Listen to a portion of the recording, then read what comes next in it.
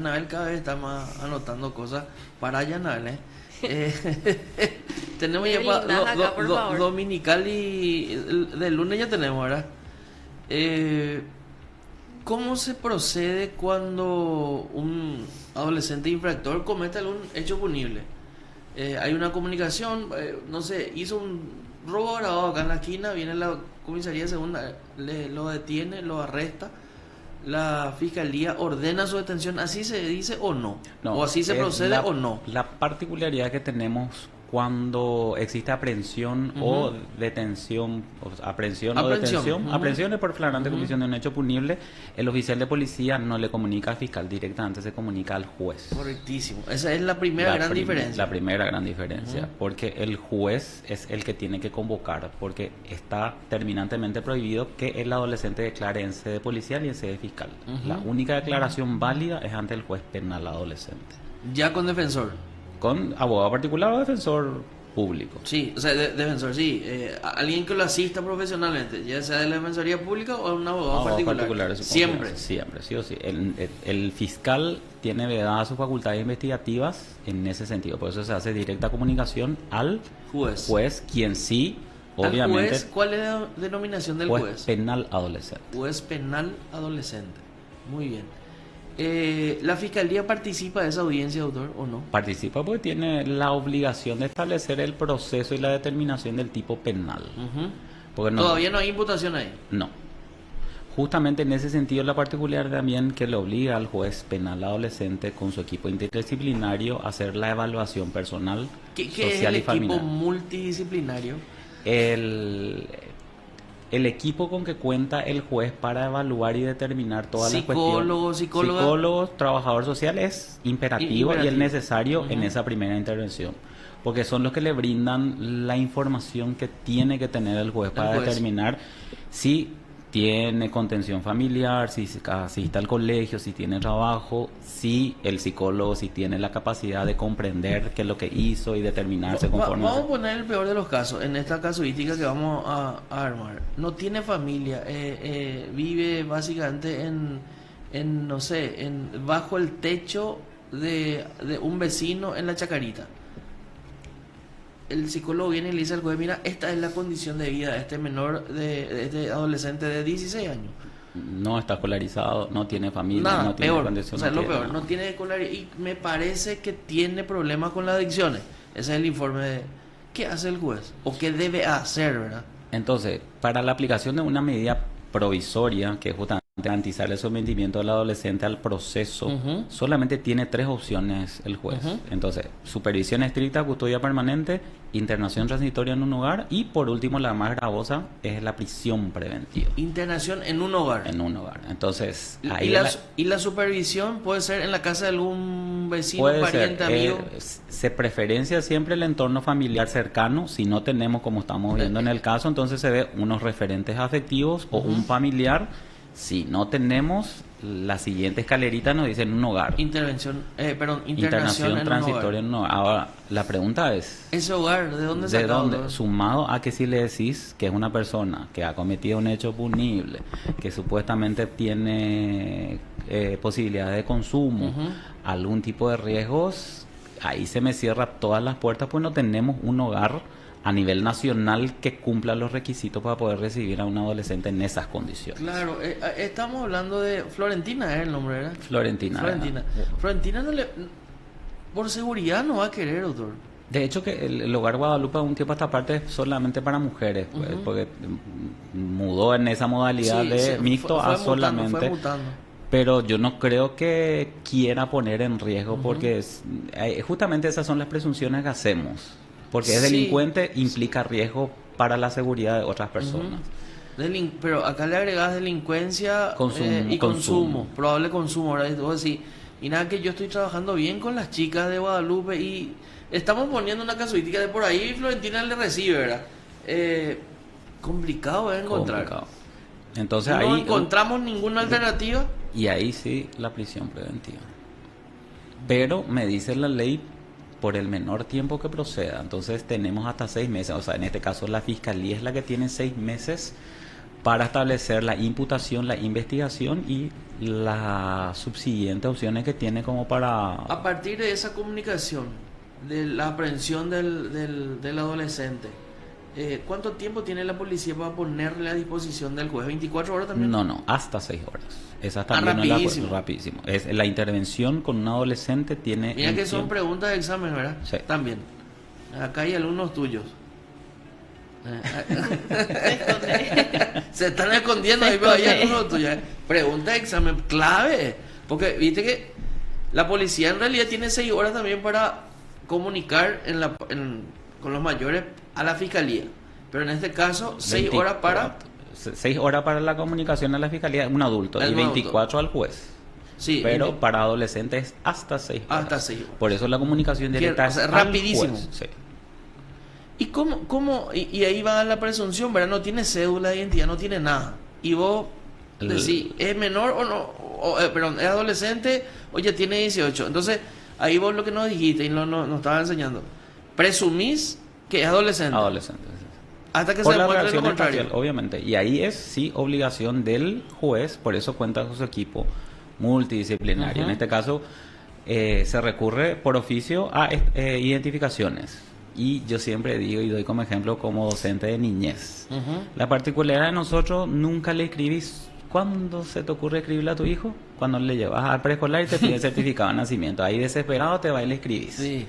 Entonces ahí tenemos también ese problema que no tiene cédula, no tiene prontuario, no tiene nada. Entonces ahí sí recurrimos a los forenses, el odontólogo forense, cualquier forense que pueda determinar por la contextura física la presunción de proximidad de su edad. Si no tenemos, aplicamos esa presunción. Entonces siempre para sacarle del sistema por el principio de intervención mínima y de judicialización, entonces bueno, si el niño CODENI y dice el 236 del Código de la Niñez, inmediatamente comunicar a la CODENI que tiene que adoptar las medidas de protección y apoyo. Inmediatamente. La CODENI. ¿Y dónde encontramos CODENI? Te doy un ejemplo. El famoso tortolero se le agarra, se le lleva a la comisaría, se determina que es menor de edad, niño. Se le tiene que llamar a la CODENI y ahí la cuestión. En Asunción doy el ejemplo porque es el apto que tengo conocimiento. De lunes a viernes, de 7 a 17. De sábado a domingo hasta las 13 y de noche a las 3 de la madrugada. Olvídalo. Entonces voy a llamar. ¿Y con quién te encuentras cuando dice que uno tiene que tener intervención jurisdiccional? Porque tiene que ser administrativa la solución permanente. ¿Y qué hace? Y ahí siempre digo que no nos abroguemos competencia que no corresponde, pues eso hace que se eternice estas malas praxis o no funcionamiento de la cuestión. O sea, no cargue con la mochila de la CODENI. Entonces, llámenle al defensor de la niñez. Y asumen esa cuestión inapropiadamente, a mi entender, y se perpetualiza, no, la CODENI para qué va a tener atención permanente si para eso tenemos el defensor de la niñez que tiene que irse a dar respuesta. Está de turno, 24/7, durante 10 días o el tiempo que se determine según la circunscripción judicial. Entonces, bueno, en tu caso, volvamos al ejemplo. Le llamó el juez. 6 horas tiene el juez. No, la policía. La policía. Pero si me comunica a las 2 horas, el juez ya tiene 3 horas nomás para dar respuesta. No nos olvidemos que esas 6 horas es a nivel general. Espera, 6 horas también. En 6 horas se tiene que dar todo. En realidad, el principio de intervención mínima le obliga al juez a dar respuesta en el menor tiempo que sea. Entonces, si a la policía yo le doy 6, por interpretación extensiva, no puedo darle más tiempo al juez. Ya. Salvo que se justifique que tengan que traerle de Filadelfia una trabajadora social. Bueno, ahí no podemos hacer milagros porque todavía no tenemos teletransportación, pero en ese sentido está esa obligación de tener. Claro, la casuística va generando cuánto tiempo, pero el menor tiempo posible tiene que estar dentro del Poder Judicial el adolescente. Es un principio transversal, intervención mínima, el menor contacto del adolescente dentro del sistema judicial. Mira un poco. Entonces es obligación del juez ya dar esa respuesta. Por eso le dice, evítame comunicar al fiscal, comunicar al juez. El juez nomás le pasa para que ella empiece a establecer. Viene el trabajador social, el psicólogo dice, sí, definitivamente él comprende, o ella comprende lo que hizo. Incluso nos habló de que tuvo que cometer el asalto para poder comprar droga, porque estaba queriendo consumir y acomodó el lugar, necesitaba conseguir ese dinero. Casuística nomás, corregirme si así no hablan más o menos los psicólogos, ¿verdad? Entonces dice el juez: señor fiscal, ¿usted tiene cuánto tiempo para presentar la imputación? ¿Y el tiempo máximo de investigación es hasta 6 meses? No, pero para presentar la imputación, acordate a partir de ahí. Acordate una cosa, La la diferencia del fuero penal adolescente en esa primera intervención, las facultades investigativas del fiscal se encuentran limitadas exclusivamente a solamente subsumir el hecho cometido, establecer las opciones que él tiene y la posible imputación o no, dependiendo de la casuística. ¿Pero hace por escrito también? Obviamente. ¿O ahí nomás? No, eso, pero generalmente se tiene ya y se va acomodando. Entonces, al momento básico, en que se le comunica al fiscal, él tiene ese tiempo cuando se le llama a la audiencia para que ella presente. Una eso. subsunción primaria es la que hace el fiscal. Entonces dice esto, o sea, cuando se trata de desposeer una cosa móvil a una persona, puede ser, este es robo. De por ahí puede ser robo agravado, pues ahí puede ser apropiación o hurto, ¿verdad? Entonces dice, este caso es robo. Eso es lo que hace, básicamente con un formulario. Con un formulario y dice cuánto tiempo va a investigar o necesita, y en la audiencia con el informe que provee el juzgado, o sea, el equipo interdisciplinario, entonces él determina si existe garantías suficientes para presumir que el adolescente puede estar fuera.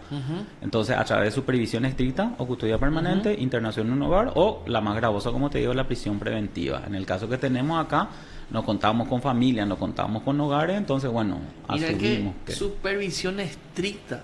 ¿Qué nombrecito ese, ¿eh? Sí. ¿Quién hace esa supervisión estricta? Y a quién se le responsabiliza, la fiscalía y el juez. Ah, ya. Supongamos, damos a un ejemplo un poquitito más menos común, que se fue, no sé si te acuerdas del caso del año pasado o este año, creo que fue de Samberg, que se fueron con el auto lujoso, atropellaron todo, o sea, entonces se van al colegio, tienen contención familiar, bueno, entonces le dice al juez, no hay problema, fulanito, entonces supervisión estricta. Tu horario de que puedes estar fuera de tu casa es el momento que te vas al colegio. Entonces puedes salir de tal hora a tal hora. A partir de esa hora, en tu casa, fines de semana, tenés prohibido salir. Entonces, se tiene que informar eso. Claro, esa es una medida cautelar para adolescentes infractores. Supervisión estricta. ¿Y cómo es custodia permanente? La custodia está a cargo de sus padres y la supervisión estricta a cargo del juzgado. En esa imposición de cuestiones.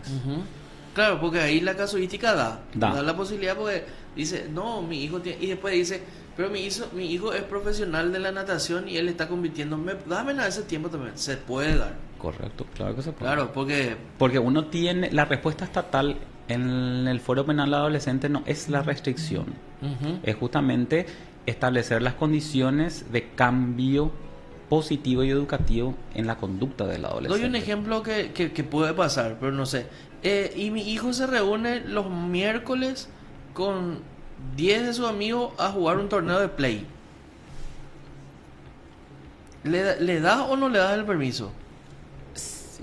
Si me preguntas a mí, como en el hipotético caso, yo le daría, porque depende de mi informe. No, claro, si no, considero está dentro de una casuística que sí, el plausible. Menor salió porque, no sé, se excitó en ese momento con sus amiguitos y salió y manejó, ¿verdad? O sea, cometió un desliz. Claro, es plausible la situación por el simple hecho que no tenemos por qué coartar. Por eso, mi pregunta va a eso, o sea, si decirlo, intervención mínima, ¿por qué coartar, verdad? Tanto cuando otra vez pasa por la valentía del güey, ¿verdad, Anabel? Y sí. O que sí, pasa por la valentía y la formación, en cierto la punto, fundamentación. Sí. ¿Cómo te ¿Vos no le darías el permiso para el play, Anabel? No. ¿No? No. ¿Por qué? Porque no se merece. No, pero justamente no, pero igual no le daría porque, no sé, me parece algo innecesario. Ese tiempo podría usarlo para algo realmente, no sé, útil, que no lo es, el play, por ejemplo. Pero Ana, además pero diversión igual menor, si le doy el play, igual si le doy el play, le daría cosas que juegue cosas que no tengan violencia, por ejemplo. Porque eso podría fomentar también actitudes en el adolescente que No, ya, y dice, ya lo que pasa es que ellos juegan cometió FIFA. una infracción. FIFA juegan, yo juego FIFA. Y por el ejemplo, FIFA está bien, pero si va a jugar otra cosa, no. Fortnite no. Y no, No. no. Bueno. Pero son posiciones, ¿verdad? Son posiciones que justamente por eso es importante hablarlas. Yo le daría, cosa que yo le daría, porque en realidad si la transversalidad, intervención mínima, el adolescente no se tiene que sentir irritado por el Poder Judicial. Lo que sí que tiene que entender en algún momento dado que hizo mal y con la reeducación se inserta básicamente y ya nunca más agarra el auto del papá. ¿Cuántas veces nuestros compañeros de colegio agarraron y aparecían en nuestra casa y mira, su papá no sabía que traía? Bueno, vamos otra vez a la casuística más fuerte, ¿verdad? Más común. Sí, la más común. 6 meses. El Ministerio Público en estos 6 meses colectó la prueba, no es suficiente. ¿Qué pide? ¿Una sanción, una medida, una condena? ¿Cómo se dice?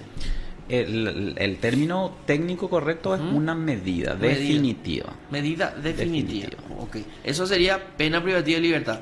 O sea, tenés 5 opciones de medidas definitivas. Ah, ya.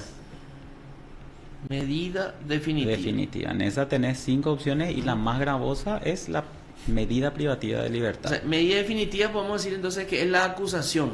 No, medida definitiva es ya la sanción impuesta al adolescente. Ya es la sanción por la impuesta. comisión. Ya. La ventaja que tenemos también en el fuero penal adolescente en cabeza del fiscal son las salidas alternativas al proceso, que sí tiene mayor flexibilidad que el sistema penal ordinario. En el ordinario tenemos creo que 4 o 5. El abreviado, la suspensión condicional del procedimiento, el criterio de oportunidad y la conciliación. Y en este caso tenemos, primero y principal es el... ya me confundí, pero tenemos criterio de oportunidad, suspensión condicional del procedimiento y el que es más flexible dentro del sistema y que encabeza del fiscal, pero el juez también en cualquier etapa del proceso, puede dictaminar. Es... Justo no tengo mi código de la niñez, pero bueno, es así cuando estaba acostumbrado a agarrar tu código de la niñez. Pero es viste así esos lapsos interruptos de cuando estaba concentrado en otra cosa, me cambiaste de tema y ahí me viene. A la pinta, Marco. Yo también, soy especialista en eso. Lo que pasa, tengo atención dispersa, pues. Y ese también es mi problema. Entonces, así estoy concentrado y ya se me cambió y tengo que estructurar de vuelta. Ahí ya, ¿cómo era? Reseteando. Por tu culpa, Anabel.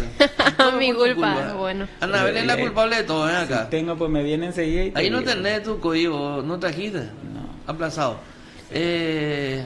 Bueno, a ver, ningún código. Alumno de Derecho. Alumno de Derecho, esto será.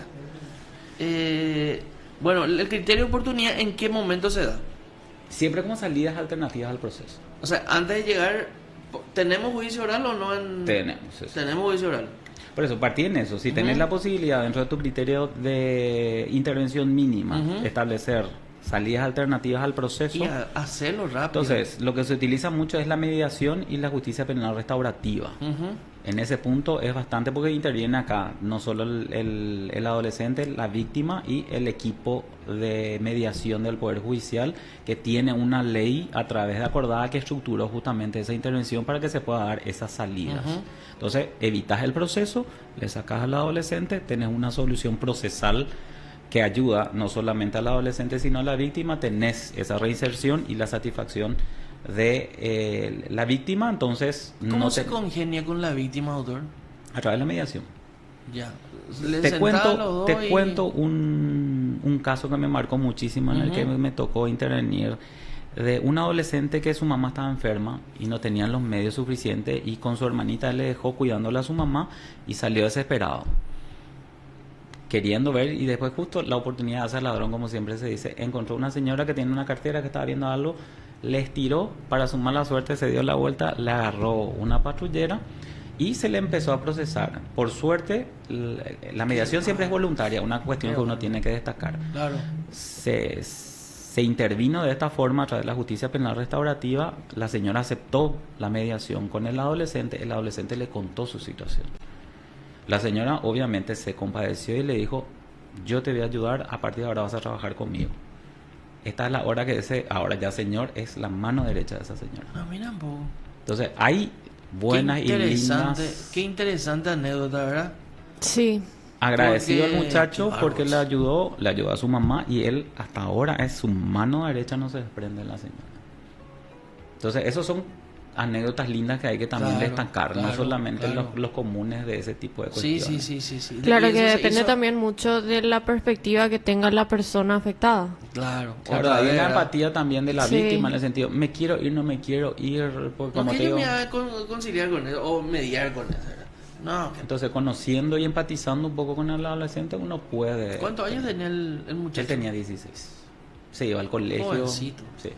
Y desesperado porque su mamá, imagínate, tu mamá. Claro, era una situación enferma, límite. Y si la víctima no conocía y no accedía a esa mediación, bueno, se iba preso, pobre, la mamá quedaba como, su hermanita menor como quedaba. Para su suerte se dio esa posibilidad. Qué bárbaro. Criterio. Después, suspensión condicional. Es un poco más ya elevada la situación. Lo que pasa es que siempre tenemos que tener en cuenta la suspensión, y no me viene la palabra de la otra. Sí. Lo que pasa es que en la suspensión condicional del procedimiento tiene que seguir los criterios del Código Procesal Penal, y ahí es admitir la culpabilidad. Y es admitir el hecho. Entonces, es admitir por parte del adolescente lo que tiene una línea un poco delgada, es decir, que si una persona en crecimiento, al establecer... Puede tener todos los parámetros para admitir algo tan trascendente y que se construye con mucha dificultad. Entonces, eso, y por eso me viene por eso me falta mi código de la niñez. ¿Y vos no tenés código en la niñez? Sí. Y trae, pues, a la gran 7 a plaza ya, doctora. Porque no te trae rápido. No me trae Entonces, con eso, sí, claro. Porque me dice esta figura. Y realmente es una preguntaza que surge. ¿Cómo el adolescente va a decir, sí, yo cometí ese hecho? O con qué ligereza, justamente en atención a no declarar contra y no producir pruebas en tu contra. Claro. Que incluso... Claro, es más delicado tratándose de un menor. Espera, ¿cuántas veces nosotros acá discutimos que se construye o no se construye el tipo penal? Vos entendés que construiste un tipo penal siendo grande, es medio complicado. Imagínate lo que es un adolescente. Porque acuérdate, yo asumo porque necesito salir y asumo responsabilidades consiguientes de esa asunción, que es justamente la imposición de esas medidas y obligaciones, ¿verdad? Entonces ahí es la cuestión de justamente por qué no es tan común en ese sentido con el adolescente utilizar un poquitito eso. La suspensión condicional del procedimiento. De oportunidad, bueno, por ahí podemos, dependiendo del el criterio sí es leve luego también para los mayores, ¿verdad? O sea, básicamente pasa por una resolución del juzgado y se extingue incluso la causa ahí, ¿verdad? Sí, el que es el beneficio, el famoso, después como teníamos el Alcotés, el famoso un tiempo era o computadora aire acondicionado, que era el común denominador de lo que tenía que donar. Sí, cierto. Una licuadora para Esperanza y una aire acondicionado para no sé dónde, ¿verdad? Y criterio, chao. Ahí termina. Suspensión también se extingue, se sobresee y se extingue. Claro, cuando se cumpla las condiciones y las obligaciones que vos asumiste. El tiempo en que asumiste. ¿Y qué obligación le puede asumir un menor? Un adolescente. El Código de la Niñez en el libro 5 dice que se puede establecer obligaciones pecuniarias, pero hace la salvedad de que dentro de las posibilidades de adolescente, o sea, si yo trabajo, bueno, te impongo, depende de tu sueldo, pero vos, papá, no vas a asumir mi responsabilidad. El famoso, sí, yo acepto porque sé que mi papá va a pagar. No, esa no es la cuestión que se da en el Gracias. Claro. Imagínate que Anabelo no puede asumir obligaciones, que Marco le cuesta asumir obligaciones. Un adolescente dice, por ejemplo, te voy a pagar 500,000 mensuales, ¿de dónde va a sacar? Esa salida es complicada, ¿eh? Por eso es la cuestión. El código dice, podés imponerle medida, o sea, una sanción pecuniaria, pero que esté dentro de lo que vendría a ser su posibilidad. Y cuando decís, por ejemplo, no tenés que ir a carpir la iglesia, pero ese es hacerle trabajar también. si implica supongamos, pintaste toda la pared, bueno, anda pintada, bueno, eso es una forma también de resarcimiento a la sociedad. Sí, pero y no es obligarle a trabajar. Y si cumple con el objetivo, ¿cuál es el problema? Ahí sí puede ser. Ahí, esa medida, por ejemplo, no, a partir de ahora vos el club Fernando de la Mora te vas a ir a... Y no es más fácil en este fuero de la adolescencia justamente que le digan, vos aceptás este hecho, el abogado, el defensor o incluso la familia acepta el hecho y vamos a conseguirte algo. Entonces... ¿Vamos a conseguirte qué? Y no sé, por ejemplo, la resarcimiento. La remisión. La remisión. Ah, esa es la... En la etapa preparatoria y con consentimiento del tribunal, el fiscal podrá prescindir de la persecución penal cuando se dan los presupuestos señalados en el artículo 19 del Código Procesal Penal o cuando haya sido ordenadas y ejecutadas las medidas educativas pertinentes. Mira un poco. Artículo 234. 234. Remisión. En cualquier etapa del procedimiento y con consentimiento del fiscal. Imagínate, estamos acá a puerta de juicio oral. Se dan las condiciones, saquémosle del sistema penal. Evitemos todo ese desgaste para el adolescente del juicio oral. Entonces, esa es la ventaja que nosotros tenemos en el Código de la Niñez con salidas alternativas al proceso. No podemos, 6 meses de investigación. ¿Solo en delitos se pueden dar estas salidas o también en crímenes? También en crímenes. También en crímenes. Sí. Esa es la ventaja que tenemos con el adolescente. Ese plus de cuestiones que no se limitan netamente por el tipo penal, sino por la consecuencia jurídica que va a generar en el adolescente. Un homicidio doloso puede entonces ahí ya tenemos que ir viendo. Entonces, si ya hay demasiado elemento, obvio que el fiscal no te va a aceptar. Y no creo que tengas esa posibilidad. Pero culposo, claro, doloso, claro, dependiendo de ahí ya, no creo que el fiscal se arriesgue. No existe abreviado en el menor, un procedimiento abreviado que vos asumas, te condenen antes de llegar al juicio oral. Yo digo, vengo, asumo y me condenan. Lo que pasa es que dentro de esa gama tenemos la suspensión a prueba de la ejecución de la condena. Claro, o sea, te condenan y se suspende tu condena. Entonces, pero tampoco te van a...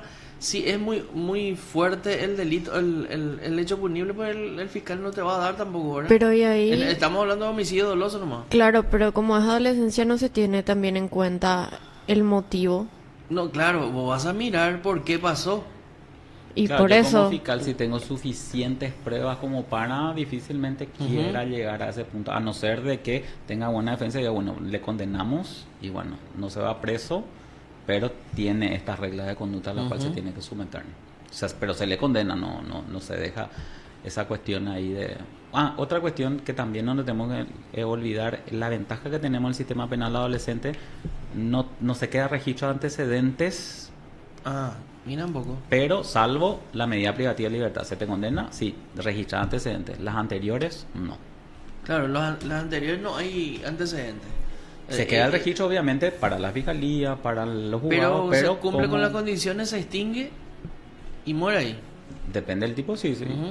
Y no tenés antecedentes. No tenés antecedentes, claro. Evitar la revictimización. Juicio oral. ¿Cuándo se va a juicio oral?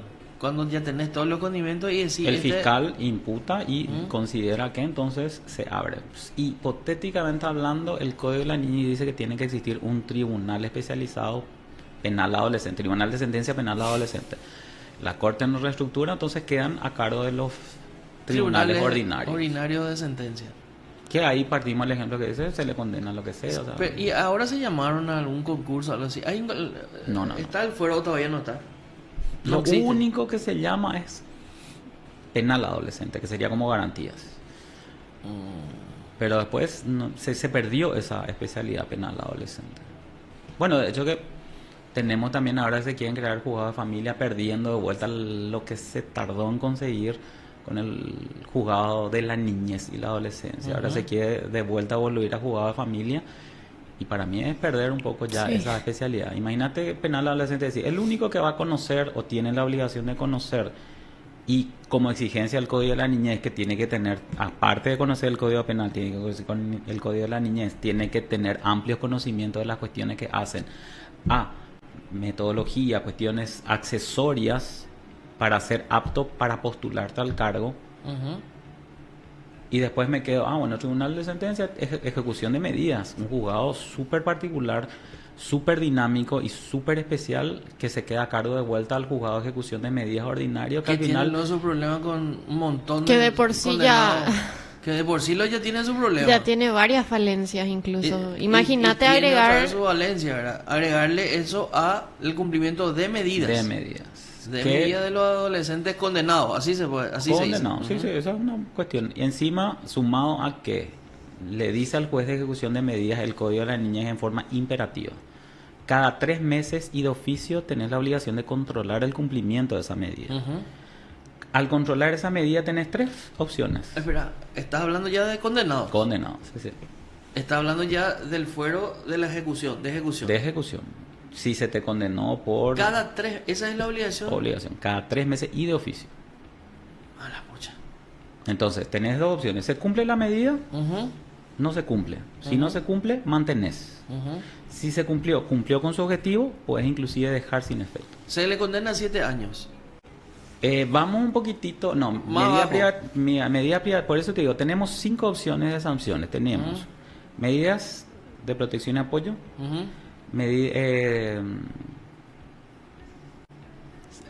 la siguiente es medidas de mejoramiento y de seguridad, medidas socioeducativas, medidas correccionales y por último la medida privativa de libertad. Dentro de las sanciones. Entonces, estas 4 sí pueden, a la medida. Ya. Porque acá sí tenés cuestiones que sí se pueden dar a el control en el sentido de la medida privativa es controlar en el punto de decir cuándo tiene la posibilidad de pedir su o sea que ese tribunal de sentencia, doctor, tiene una gama de 5 opciones otra vez dentro de lo que se puede llamar una resolución de sanción. Sí. El último es la condena a pena privativa de libertad. Y como exigencia legal del Código de la Niñez dice como última alternativa, otra vez, por el menor tiempo que proceda, sumado a que tenés un límite de imposición de tipo penal hasta 8, y me dice, doble fundamentación, vos no me podés aplicar esta medida socioeducativa por esto, no me puedes aplicar esta correccional por esto, por eso te voy a aplicar. Entonces no es nomás que, la última y quedó ahí no, justificame. ¿Por qué no podés las anteriores o las menos gravosas? ¿Y qué tal las resoluciones? ¿Están así plasmadas? No. Salgo la aclaración. Los juzgados penales adolescentes sí están versados en esa estructura de fundamentación. Ahora lo de sentencia en raras y pocas ocasiones pasan por esa fundamentación de no porque acá, no porque acá, no porque acá. O sea, puede ser apelado, incluso anulado si es que... Sí. De hecho, que muy común es el famoso se le toma declaración en fiscalía o en comisaría y ahí se anula. Porque está prohibido el proceso. El proceso, claro. De entrada. Pues llegaste al juicio oral con una cuestión de nulidad absoluta, que es la declaración exclusiva ante el juez penal adolescente. Y a veces uno desconoce. ¿Y el tribunal se anima a anular? Cámara es el que anula. Tribunal, ahí pues presentan los fiscales o los defensores las... O sea, comienza el juicio oral y vos decís, mira, yo tengo estos incidentes de nulidad porque le tomaron declaración. El tribunal no escucha mucho o escucha. Generalmente sí, es muy alevoso, sí. Pero lo que pasa es que es el abogado defensor el que usa como abajo la manga eso al momento de que se le condena no le gusta. Entonces deja pasar, entonces le conviene más en cámara que se le anule que en el juicio. ¿Y la cámara anula el proceso y termina todo ahí? ¿O anula el juicio nomás? Anula el juicio, retrotrae hasta para que se vuelva a dar. Para que ahí tribunal se vuelva a plantear con un nuevo tribunal. Otra característica que tenemos y la gente se olvida también es de que la competencia del fuero especializado, si bien es la adultez hasta los 18, hasta los 20 podemos ir. Si por ejemplo hoy tenés 18 y mañana cumplís 19, se amplía hasta los 20, entonces seguís teniendo la intervención del juzgado penal adolescente especializado para que se te dé solamente ese proceso llevado dentro del momento que cometiste que fuiste adolescente. Y a por ejemplo, una persona de 20 años que probablemente cometió un hecho punible a los 16 y recién, después de la investigación de la fiscalía, recién se determina que fue él. Entonces, ¿cómo se procede ahí? Entonces, como adulto, pero se limita la sanción hasta 8 años. Te vas como adulto, pero tu tipo penal se va a ajustar a la sanción como adolescente. Mira qué buena pregunta la de Anabel, ¿eh? O sea que no es que se te procesa como menor ya siendo mayor. No. La sanción... El tipo penal, porque el momento que cometiste era menor, pero entonces se te... La sanción, o sea, los marcos penales se como mantienen, menor. sí. Pero ya sos tratado como mayor dentro de un proceso ordinario. Claro, administrativo te vas a ir hasta como vas a estar todo, o sea, si estás privado de tu libertad como adulto, solo que la sanción se limita al tipo penal al momento de la comisión, que fue adolescente en su momento. Y, por ejemplo, en el caso de un homicidio que ocurrió cuando era menor, ahí también se tiene en cuenta todo esto que vos nos mencionás para sacar si es la mayor, que es 8 años, o directamente se le da la pena mayor. No, se limita al momento de la comisión, que es adolescente, por consiguiente va a ser o sea, sancionado. todo el proceso es en base a estas reglas. Sí. ¿Te acuerdas del caso Amés? No te acuerdas. Bueno, el del muchachito que era criado. Claro que sí. Justamente yo leía a Anabel Lembo, eso. Él fue condenado, cuando tenía 14 años cometió el hecho punible. El hecho punible. De los psicólogos. Sí, ese mismo. 14 años condenado a 25 años, creo que él le condenó. Entra en vigencia el código y porque era crimen, baja a 8. Porque es una interpretación más favorable al encausado. Categórico. O sea, las leyes no son retroactivas, salvo que favorezcan, ¿verdad? Entonces baja a 8. Estaba ya en Tacumbú él cuando bajó a 8 y las idas y venidas y a ver un poco, en este caso chicanas, creo que de la querella, hizo que en 2 años recién salga otra vez después. Creo que estuvo 10. Estuvo 10, salió, se fue a la zona de Itapúa, rehizo su vida porque tenía hijos. Y una tarde una persona con moto llega frente a su casa, pregunta por él sale, saca un arma y le da 5 disparos en la cabeza. Fallece, ¿verdad? Pero ese es un caso emblemático, fue también porque en ese momento Patricia Amelia Blasco Aguirre era la jueza del menor, creo que se le decía cuando sos jueza del menor. Tutelario correccional del Exactamente. Y ella decía menores de 14 años, decía. Y ahí venía la interpretación, si era menor de 14 años teniendo 14 o menor de 14 años. El menor de 14 años es 13. Entonces se armó y hubo una suerte de bajada de línea de corte diciendo no, 14 años es imputable ya. O sea, en ese momento creo que no se usaba la palabra imputación, porque ya era con el código viejo. Y después otra vez tuvo el mismo caso, tuvo la primera gran ventaja de bajar la sanción a 8, porque él fue menor al momento, o sea, fue niño, un adolescente, un niño básicamente, ¿verdad? Él tenía creo que 11 años cuando cometió. No, 14. Cuando ingresó a la familia sí tenía menos. Sí, cuando cometió 11. el hecho punible. 14 años. El psicólogo de mi colegio era el hermano que se salvó de esa masacre. Igual no se respetó la privacidad en ese acá no se respeta la privacidad. O sea, me refiero a después el desenlace, que le terminan matando al... En ese no se Yo siempre critico, y ahí sí también critico la falta de valentía del sistema jurisdiccional. Tenemos 2 artículos, el 27 y el 29, categórico y tasante en el sentido de la protección de la información del adolescente, de todo menor de edad, dice que queda terminantemente prohibido a cualquier persona que intervenga como parte dentro del proceso dar a conocer los nombres o que se dieran a identificar o a conocer para todos los que intervenimos dentro. Y también el 29 que habla para la sociedad en general, la difusión de imágenes e información. Y acá en Paraguay, yo les pregunto el caso, y también critico, pero yo también formo parte de eso para ejemplificar. Cuando hubo el asesinato de la profesora, en 3 segundos se supo su vida personal, qué quería que hacían a su papá, y como decir, se le va a identificar. Si yo, por ejemplo, soy pariente y me quería vengar, como decir, me voy a delivery y te mando. O sea, una falencia terrible que tenemos y nadie hace absolutamente nada. Pero bien que se raja la hereditidura que cualquier situación que pueda identificar, dice, ¿verdad? O sea que está... Ahora, por ejemplo, hay un caso de abuso de una menor de 11 años que está siendo hostigada, su familia entera está siendo hostigada por gente del colegio mismo donde ella está. Autoridades, profesores, incluso alumnos. Claro. O sea, yo creo también que en un entorno así, cuando pasa algo en un colegio, en una institución de cualquier tipo, difícil luego que se pueda guardar la identidad de una persona. Complicado. Y lo que conlleva eso, sumado a que la prensa obviamente quiere y necesita vender, entonces se da esa perspectiva. Entonces, Incluso fiscales suelen dar nombre de padres en las entrevistas. En una entrevista se van todos ellos, ¿verdad? Pero... Y ese tema que se le entrevista, pues se le toma hacia atrás. La abuela de estas menores. ¿Y qué opina, doctor, del tema de búsqueda y localización? Ahí se ve, o sea, se ordena que se pueda ver la imagen de la criatura, incluso. Lo que pasa es que ahí sí se solicita la autorización de los padres si no están de la defensoría. Y ahí sí hay una necesidad de ubicar. ¿Y es una resolución o es una decisión que se toma?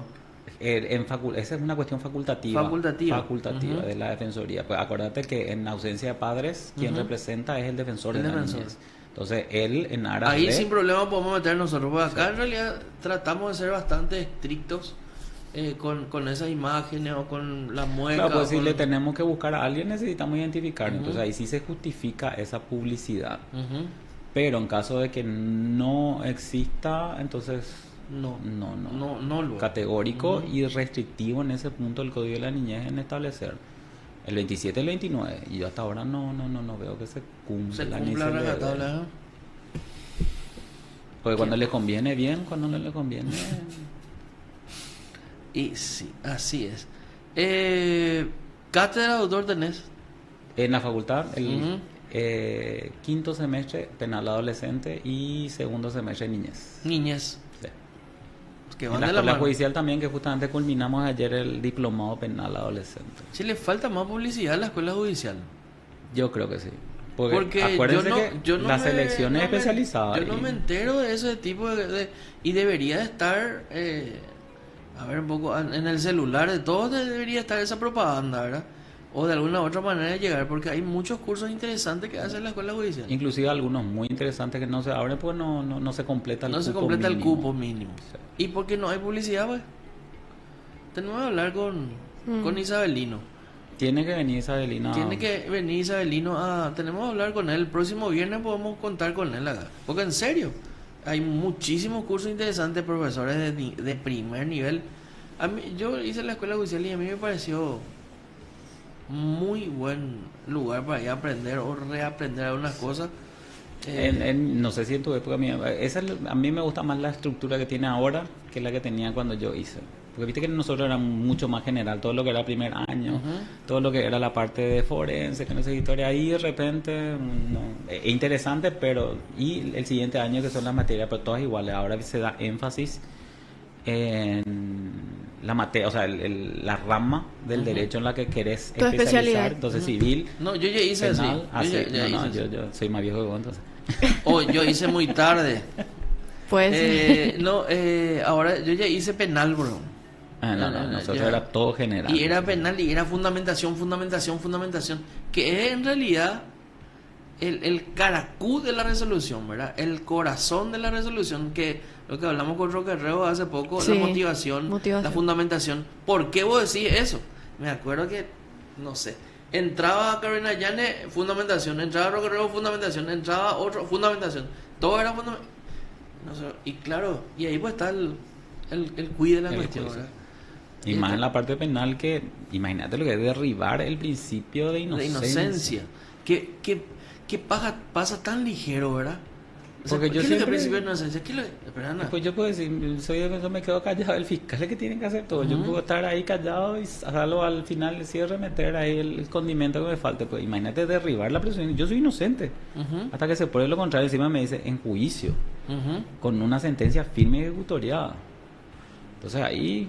No, y esa sentencia tiene que estar fundamentada, que es lo que muchas veces nos vemos, y por eso se anulan, por eso se revocan las resoluciones, y cada vez más ligeras son las... muy técnicas ahora las cuestiones. Y hay muchos buenos abogados que están especializados, que tienen la capacidad de rebatir. Hay muchos buenos abogados que trabajan ya en la construcción. Sí. Y obviamente desde la defensa en la destrucción de esa construcción tan leve y de techo de paja y de cimiento de vidrio que tienen los fiscales. Claro, pues el famoso tenés la fruta del árbol podrido. Una gran técnica que tiene la defensa para robar todo lo que ya construyó la fiscalía. Todo. Entonces, todo. Eso sumado a que tiene que el tribunal volver a fundar y construir sobre eso, la gente a veces no le da importancia. Es una cuestión bastante no le da compleja. Importancia porque yo creo que estamos pasando esa transición. Me acuerdo que con una respetabilísima jueza al aire tuvimos una discusión jurídica donde yo le decía, espera, cuando existen audios que fueron obtenidos en forma ilegal, que no tiene una resolución judicial que fundamente la escucha, entonces a partir de ahí todo cae.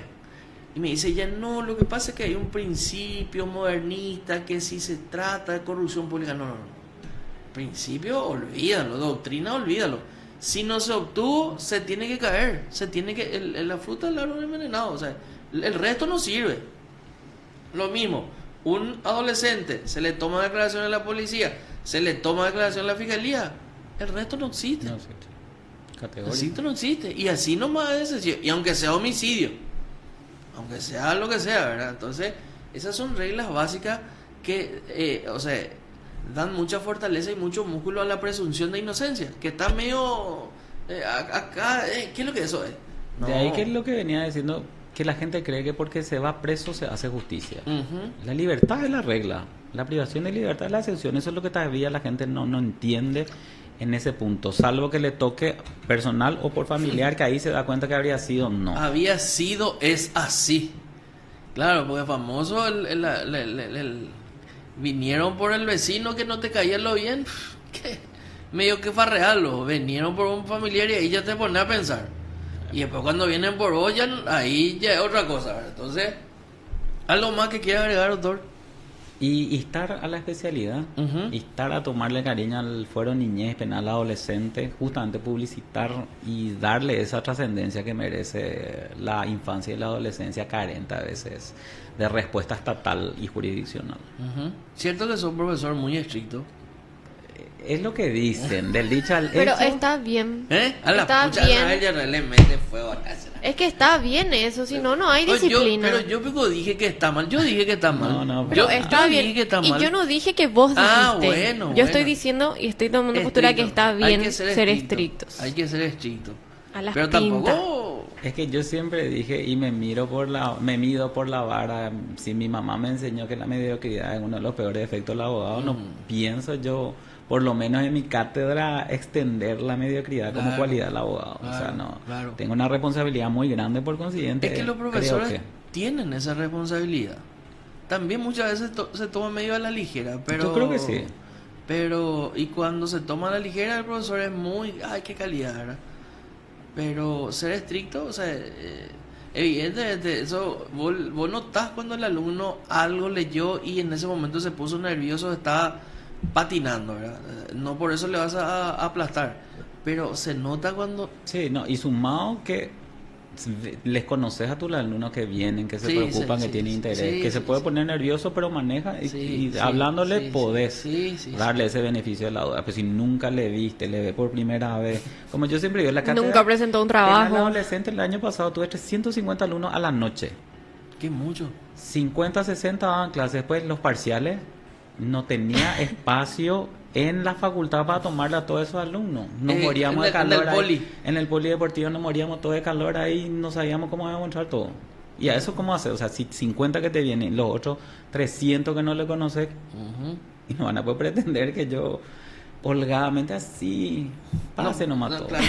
Claro, eso es categórico, o sea. Y además vos te vas para aprender, y si son cachafá, abogado mediocre, justicia mediocre, Ahí como estábamos dando el ejemplo, te va a la audiencia de un adolescente con tu código procesal penal cuando no corresponde tu código procesal penal. Tenés que llevar, pero mira lo que le hizo acá Candela al código. Mira, no, profesor. Dios. Mira lo que le hizo. 5 años tenés, Candela. Mira lo que le hizo a su código. Mira lo que le hizo. Le puso un...